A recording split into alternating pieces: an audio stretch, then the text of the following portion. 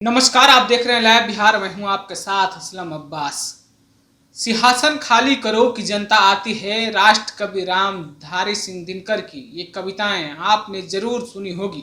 अगर नहीं सुनी है तो इमरजेंसी का वह दौर जब पूरे देश में छात्र आंदोलन चल रहा था, तो ये कविताएं बहुत तेजी के साथ बोली जा रही थी, पढ़ी जा रही थी कि सिंहासन खाली करो कि जनता आती है। और वही सिंहासन की बात, वही गद्दी की बात, वही सल्तनत की बात हम आज आपको करने जा रहे हैं। जिस तरीके से लोकसभा चुनाव 2024 को लेकर अब कुछ ही वक्त बच गया है, कभी भी जो है ऐलान हो सकता है साल के आखिरी मंथ में, लेकिन उससे पहले सभी पार्टियां जो है जी तोड़ मेहनत करनी शुरू कर दी अभी से ही, चाहे वो बात एनडीए की हो या फिर विपक्ष की तरफ से INDI बनाया गया गठबंधन की बात हो। लेकिन इन तमाम बातों से आपको हम एक बात आज ऐसा बताने जा रहे हैं जो जुड़ा हुआ है बिहार से। जी हाँ, ये वही बिहार की धरती है जहां से 1974 में छात्र आंदोलन की शुरुआत हुई थी। इंदिरा गांधी की ताकतवर सरकार चली गई इमरजेंसी के बाद भी, और फिर 1977 यानी 1977 में केंद्र में जनता पार्टी की सरकार बन गई। लेकिन ये वो दौर था, ये वो समय था जब बिहार से कई युवा चेहरा निकलकर राजनीति के पलक पर चमके और बिहार से लेकर दिल्ली तक की गद्दी पर बैठे और सल्तनत को अपने हिसाब से, अपने विचार से, अपने समाजवाद के नारों से चलाने की भरसक कोशिश की है। और उसी में से बिहार में कई चेहरे हैं, कई वो नेता हैं जो आज भी देश की राजनीति में चमके हुए हैं। बात चाहे हम लालू यादव की कर लें, नीतीश कुमार की कर लें, सुशील कुमार मोदी की करें या जीतन राम मांझी की बात करें, ये सब लोग हैं जो पिछले 30 साल से या कहें कि 40 साल से बिहार की राजनीति में चमक रहे हैं। ये सब लोग, इनके अलावा भी कई नेता हैं जो इमरजेंसी के वक्त जेपी आंदोलन से निकले थे, छात्र आंदोलन से निकले थे, और अब ये लोग बिहार को चलाए हैं, बिहार को चमकाए हैं, देश की भी राजनीति में हम भूमिका निभाए हैं। लेकिन अब सवाल है कि सभी नेता अब अपने राजनीति के अंतिम दौर में पहुंच गए हैं। जिस तरीके से इन लोगों ने राजनीति के क्षेत्र में सेवा की है, उसके बाद अब इन लोगों का जो उम्र है वो राजनीतिक रूप से, अब कहिए कि अंतिम पारी ये सभी नेता खेल रहे हैं। तो सबसे बड़ा सवाल है कि बिहार को राजनीतिक रूप से नया चेहरा कौन मिलने वाला है, कौन से वो नेता होंगे जो बिहार के राजनीति को संभाल सकते हैं, बिहार के जो ताना बाना है राजनीति का उसको संभाल सकते हैं। उनमें से हम आपको 5 बड़े नाम बताएंगे जो बिहार की गद्दी और बिहार की हुकूमत को संभाल सकते हैं। बिहार में वो 5 युवा चेहरा हैं जो बिहार के विकास की, बिहार की राजनीति को शायद आने वाले कुछ समय में अपने विचार से, अपने सोच से शायद संभाल सकते हैं, चला सकते हैं। उसमें नाम है आपका, जो सबसे बड़ा नाम है मौजूदा समय, वो नाम है तेजस्वी यादव। युवा हैं और राजद सुप्रीमो लालू यादव के बेटे हैं। फिलहाल वो बिहार सरकार में डिप्टी CM है। दूसरा नाम आता है आपका चिराग पासवान का, जो रामविलास पासवान के पुत्र हैं, लोजपा रामविलास पासवान के राष्ट्रीय अध्यक्ष हैं। उनको भी राजनीति तेजस्वी यादव की तरफ विरासत में मिली है। इसके अलावा नाम जो आता है वो नाम है कन्हैया कुमार का, फायर ब्रांड CPI नेता जो JNU के अध्यक्ष रहे थे। 2019 में CPI के टिकट पर चुनाव भी लड़े बेगूसराय से, लेकिन मौजूदा समय में कांग्रेस में है। इसके बाद नंबर आता है PK यानी कि प्रशांत किशोर, चुनावी रणनीतिकार, कई लोगों के साथ काम किया, लेकिन नाम जो है खिलकर जो बाहर आया 2014 में जब नरेंद्र मोदी के साथ इन्होंने काम किया था, उसके बाद इनकी नाम चर्चा में आई। फिलहाल वो जन स्वराज यात्रा के तहत बिहार के कई जिलों में यात्रा कर रहे हैं। और आखिरी जो नाम है वो नाम है सम्राट चौधरी का।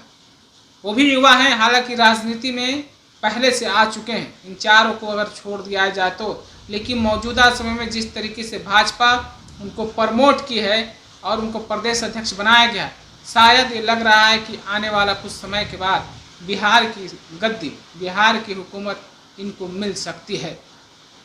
तो ये 5 नाम हैं जो बिहार को आने वाले कुछ समय में संभाल सकते हैं, बिहार को आने वाले कुछ समय में चला सकते हैं।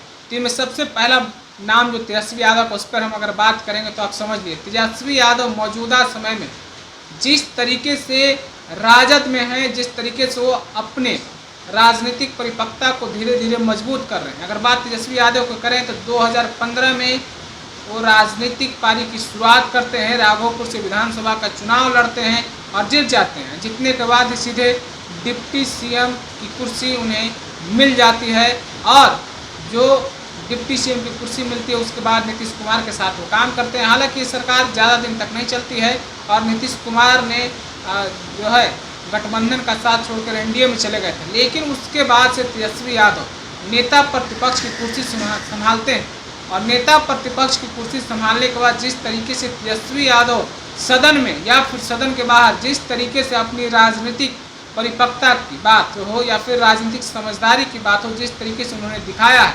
उससे इतना ज़रूर कहा जा रहा है या कहा जा सकता है कि तेजस्वी यादव आने वाला समय में बिहार की गद्दी को संभाल सकते हैं या कहें कि बिहार के जो है खेवनहार बन सकते हैं। हालांकि राजद के खेवनहार के रूप में सभी नेता और कार्यकर्ता उनको मान चुके हैं या कहें कि लालू यादव के बाद तेजस्वी यादव ही राजद में सर्वे सर्वा हैं, वही पार्टी को चला रहे हैं। इसलिए ये बात मैं बोल रहा हूँ कि जिस तरीके से विधानसभा चुनाव 2020 के दौरान लालू यादव जेल में थे, तेजस्वी यादव अकेले पूरे बिहार में घूम घूम कर गठबंधन के साथ जिस तरीके से कांग्रेस और कम्युनिस्ट पार्टी, भाकपा माले, सीपीआई और सीपीएम के साथ मिलकर तेजस्वी यादव चुनाव लड़े। हालांकि सीटें कुछ कम आई और मुख्यमंत्री बनते बनते रह गए।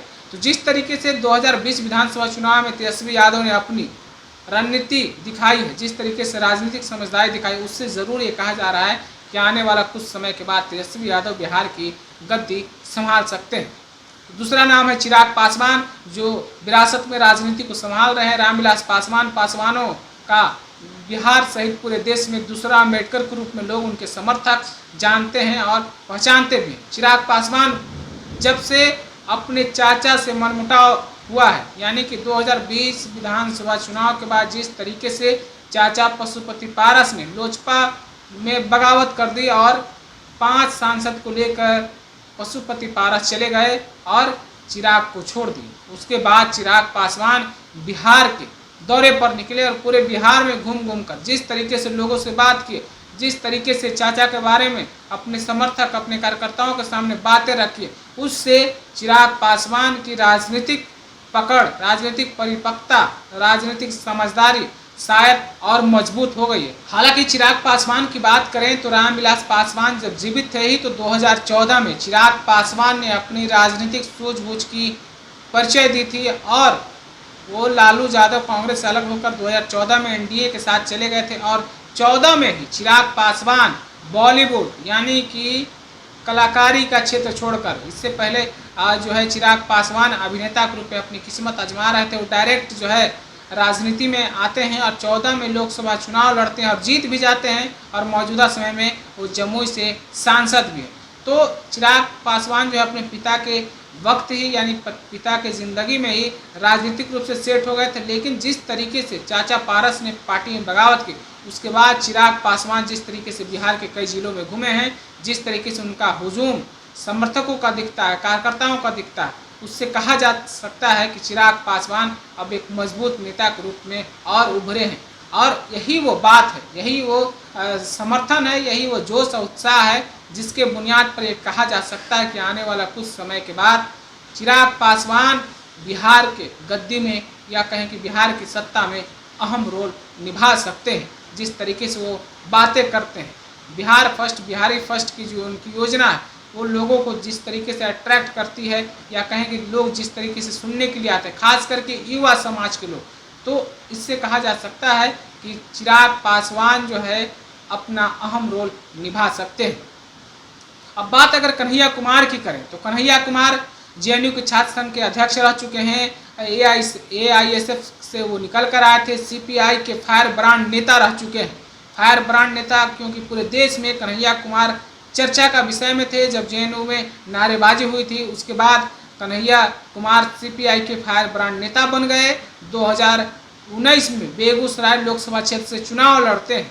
हालांकि वहाँ से मौजूदा समय में सांसद गिरिराज सिंह है, लेकिन कन्हैया के सामने चुनाव लड़ने के लिए गिरिराज सिंह जाने से शुरुआती दौर में इनकार कर रहे थे।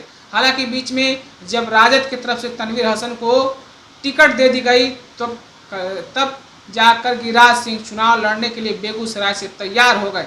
लेकिन इस पूरे 2019 के लोकसभा चुनाव में कन्हैया पूरे देश में एक फायर ब्रांड नेता के रूप में जाने गए, सीपीआई के नेता के रूप में जान पहचान उनकी हुई और वो 2019 लोकसभा चुनाव में बेगूसराय से चुनाव लड़े। हालांकि वो चुनाव हार गए गिरिराज सिंह से। और मौजूदा समय में कन्हैया कुमार की अगर बात करें तो मौजूदा समय में कन्हैया कुमार कांग्रेस पार्टी में शामिल हैं और कांग्रेस में ही वो काम कर रहे हैं। जिस तरीके से राहुल गांधी ने कन्याकुमारी से कश्मीर तक मोहब्बत की दुकान भारत जोड़ो यात्रा शुरू की थी, मोहब्बत की दुकान लगाई थी, उसमें कन्हैया कुमार भी राहुल गांधी के साथ साथ घूम रहे थे।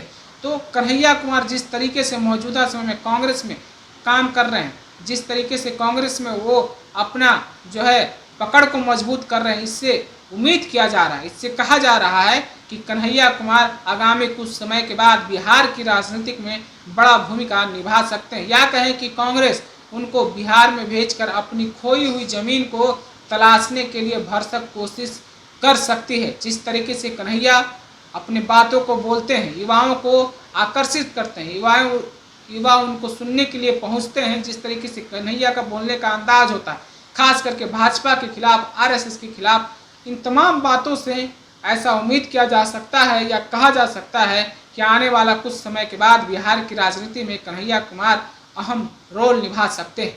अब बात अगर पीके यानी प्रशांत किशोर की करें, जिस तरीके से प्रशांत किशोर चुनावी रणनीतिकार थे, अब वो बोल चुके हैं कि अब हम चुनाव किसी भी पार्टी को जिताने के लिए रणनीति बनाने का काम नहीं करेंगे। फिलहाल वो जन स्वराज यात्रा के तहत पूरे बिहार में घूम रहे हैं और ऐसा कहा जा रहा है कि जन स्वराज यात्रा जब उनकी पूरी हो जाएगी तो वो पार्टी बनाने का ऐलान कर देंगे।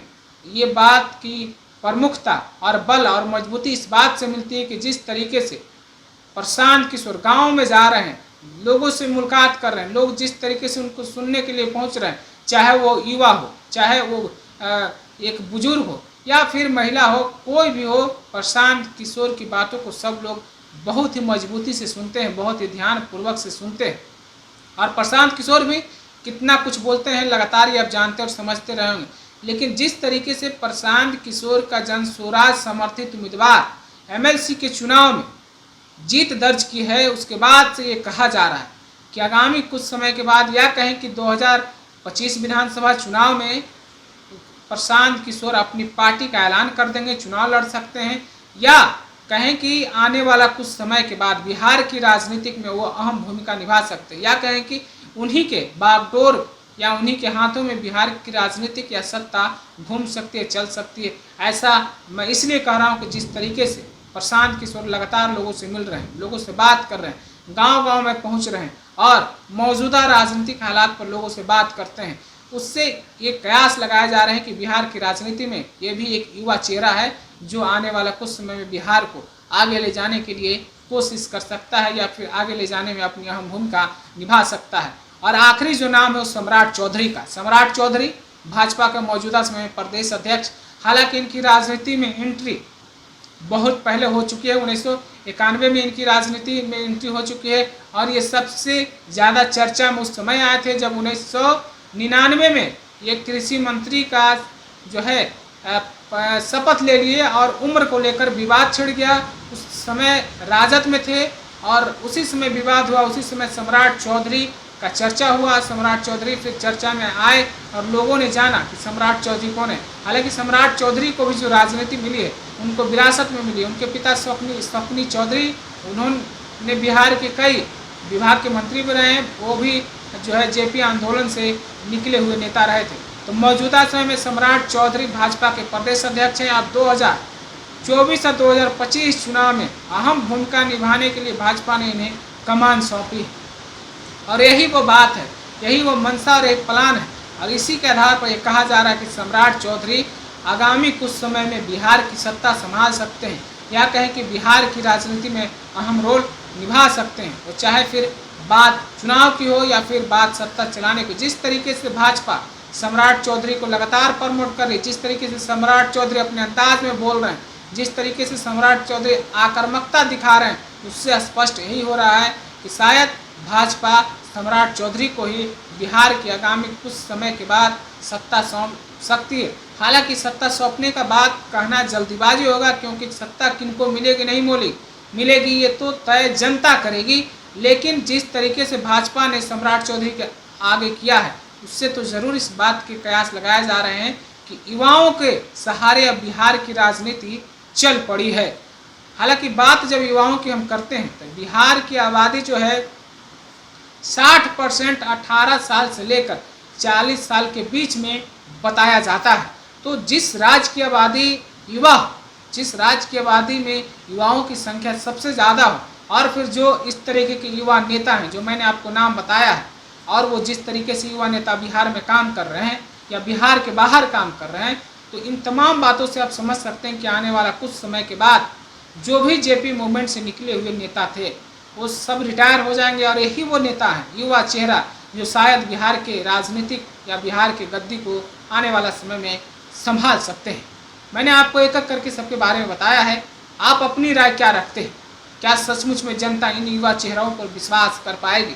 क्या सचमुच में आपको लगता है कि जनता इनको बिहार की सत्ता या गद्दी सौंप देगी? इन तमाम सवालों को लेकर आप अपनी राय क्या रखते हैं, हमें कमेंट करके ज़रूर पहुंचाइएगा। तब तक के लिए आप बने रहिए लाइव बिहार के साथ। आपका बहुत बहुत शुक्रिया। लाइव बिहार यूट्यूब पर सब्सक्राइब और फेसबुक पर लाइक ज़रूर करें।